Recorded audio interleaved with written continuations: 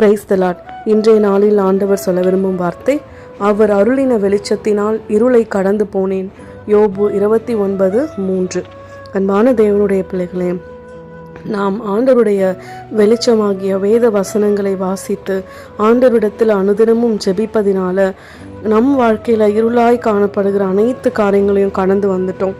நம் தனிப்பட்ட வாழ்க்கையில் ஆண்டவர் அநேக நன்மைகளை செஞ்சுருக்கிறாரு.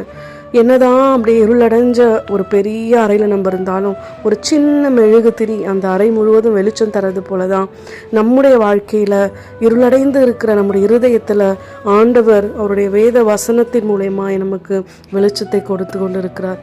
இன்றைக்கும் கூட நம்முடைய தேசத்திற்கு இப்படிப்பட்ட ஒரு வெளிச்சம் தேவைப்படுகிறது. தேவன் நல்ல ஆலோசனை கர்த்தராயிருந்து எல்லா காரியத்தையும் அவர் சித்தத்தின்படி நடத்த வேண்டும் என்று இன்றைக்கு நாம் ஒவ்வொருவரும் அழைக்கப்படுகிறோம். தேவ பிள்ளைகளாகிய நம்முடைய கரத்தில் நாம் விசுவாசத்தோடு ஜெபிக்கும் பொழுது எல்லாவற்றையும் ஆண்டவர் பார்த்து கொள்வார்.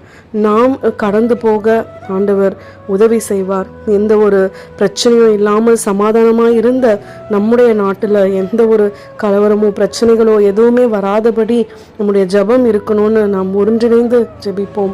ஆமேன்.